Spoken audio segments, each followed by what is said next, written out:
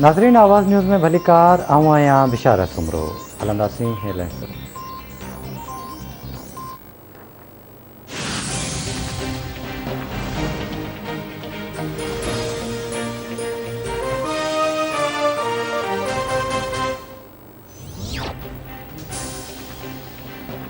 आज़ाद कश्मीर में आम चूंडुनि जो मैदान सजी वियो। पोलिंग जो अमल शाम 5 वॻे ताईं बिना वफ़क़े जारी रहंदो। कानून साज़ असेंबली में 45 सीटुनि ते पोलिंग थी रही आहे। 742 उम्मीदवार मैदान में लथल। PTI, नू लीग ऐं PP में चोटी जो मुक़ाबिलो। पोलिंग में 32 लख खां वधीक वोटर्स पंहिंजे हक़ जो इस्तेमालु करे रहिया आहिनि। पाकिस्तान में रहंदड़ 4.5 लख खां वधीक कश्मीरी बि वोट कास्ट करे रहिया आहिनि।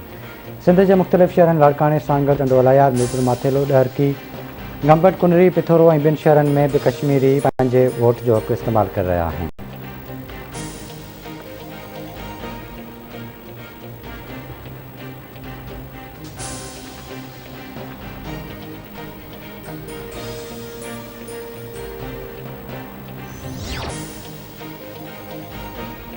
आज़ाद कश्मीर जे इलाइक़े कोटली में तक LA-12 में पोलिंग स्टेशन में PP ऐं PTI कारकुननि विच में ॾंद-चक खूनी झड़े में तब्दील।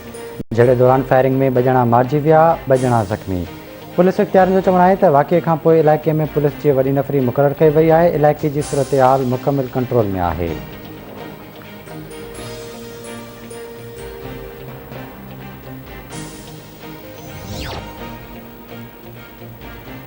सिंध अंदरि मकानी चूंडूं सियासी बुनियादनि ते थींदियूं। आम चूंडुनि खां अॻु ई सिंध में मकानी इलेक्शन कराई वेंदी। आदमशुमारी ते एतिराज़ आहिनि जेके सबूतनि समेत CCI इजलास में पेश कया वेंदा।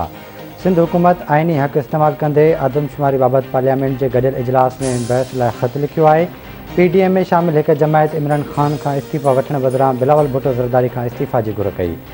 अपोज़िशन खे हिकु भेरो ॿीहर मुतहद थियण जी ज़रूरत आहे। वॾे वज़ीर सैयद मुराद अली शाह जूं भान सैदाबाद वेझो ॻोठ अली हसन शाहानी में मीडिया सां ॻाल्हियूं।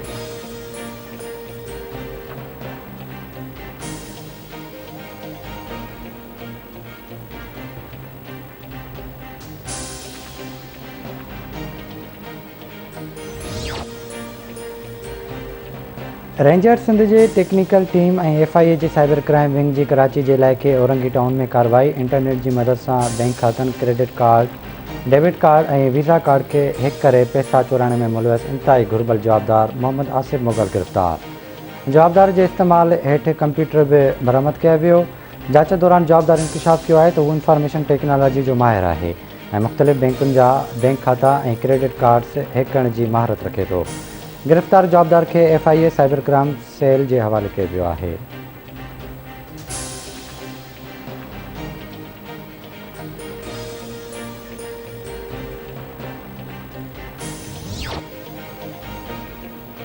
कोयटा में बलोचिस्तान जे शहर लोहरलाई में 2 मोटरसाइकिलनि में टक्कर, 2 ॼणा फ़ौत, 1 ज़ख़्मी। फ़ौतियुनि में अब्दुल वहाब ऐं मोहम्मद हनीफ़ शामिल।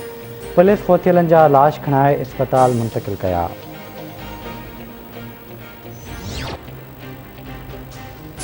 सिंध ज़रई यूनिवर्सिटी जो अॻूणो वाइस चांसलर लाहौर में लाॾाणो करे वियो। डॉक्टर रजब मेमन जे लाॾाणे ते ज़रई यूनिवर्सिटी जे वाइस चांसलर डॉक्टर फ़तेह मरी ऐं सियासी समाजी अॻवाननि पारां ॾुख जो इज़हार।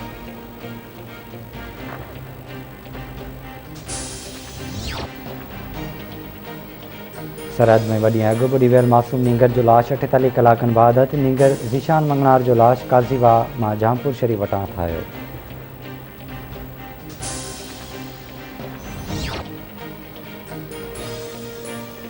प्रियालो भरिसां गूंगी औरत खे सूरे डंडा हणी क़तल करे छॾियो। मक़तूला औरत जे भाउ जी फ़रियाद ते थाणे ते केस दाख़िल। जवाबदार गिरफ़्तार, लाश गाड़ी मोरी इस्पताल मुंतक़िल।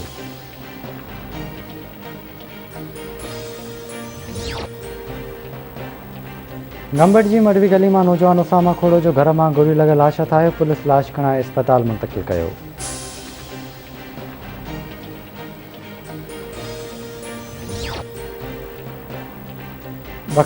कश्मीर वासी हिंदू नौजवान धाड़ेल नथा अगवा। सरोन कुमार खे धाड़ेल घोटकी ज़िले जे मुरीद शाख भरिसां अगवा करे विया।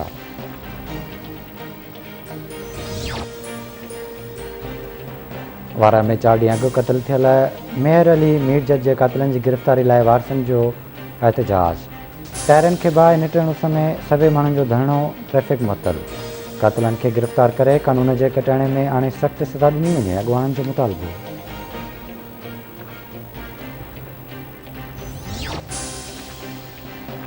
सिंध में पानी की खोट खिलाफ़ आबादगार तोड़े शहरी सरापा एहतजाज करियो। गंवर में पानी की हथरादू खोट खिलाफ़ आबादगारनि जो नोवा मोरी वटि करियो। गंवर हैदराबाद रोड ते धरणो। पानी ॾियो जा नारा।